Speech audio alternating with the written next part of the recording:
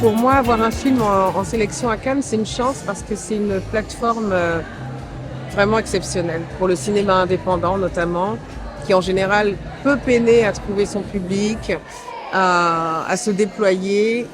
C'est l'occasion d'avoir une belle exposition, une exposition médiatique évidemment, mais c'est aussi le lieu des avant-premières. Donc on a les réactions des tout premiers spectateurs et puis il y a toute l'émotion aussi d'avoir la sélection. Quand c'est annoncé quelques semaines auparavant, c'est toujours un énorme cadeau et c'est vraiment beaucoup d'émotions. Tu es au bon endroit. Tu es venu chercher celui qui n'échoue pas, celui qui n'échoue jamais, le roi des rois pour l'éternité. Alléluia. Alléluia. Comme ça, on va bien s'occuper de toi. Que les clients d'origine subsaharienne qui s'y trouvaient étaient raflés par la police. Les tontons blancs là disent qu'on mange le chat. Toi, tu manges le chat? Je vais te manger. Oh.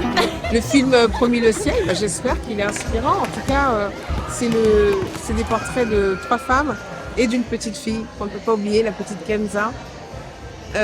Et ces 3 femmes-là sont très différentes. Elles vivent toutes les 3 en Tunisie. Elles viennent de Côte d'Ivoire. Elles ont chacune des rêves, des blessures.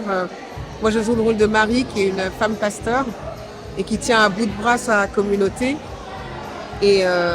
Et qui est une femme incroyable. Alors pour le coup, elle est inspirante, cette femme pasteur, et en même temps, elle a ses blessures et le talent d'Erige Seyri, la réalisatrice, c'est vraiment de nous faire aller au plus près de ce que ces femmes vivent, de nous faire aller au plus près de leur combat, de leurs âmes, de leur sororité, de leur solitude aussi.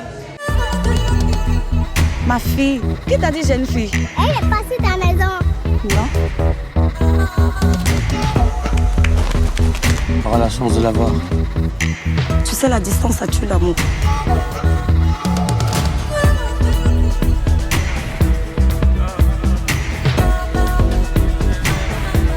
Tout ce qui nous reste, c'est quoi? C'est ce qu'on a construit, les uns avec les autres.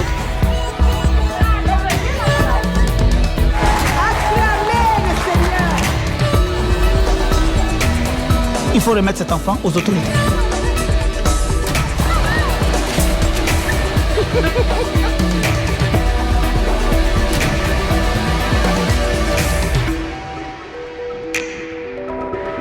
Il y a une forme de créativité qui pouvait moins s'exprimer auparavant parce que les moyens de financement et de production étaient moins nombreux, je pense. Qu'aujourd'hui, l'Afrique est connectée avec sa diaspora du fait des nouvelles technologies.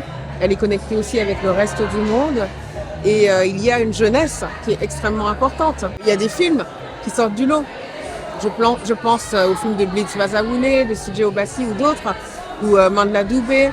C'est des films qui sont singuliers, qui sont forts, qui ont une esthétique très forte, qui empruntent parfois des schémas de narration assez inédits.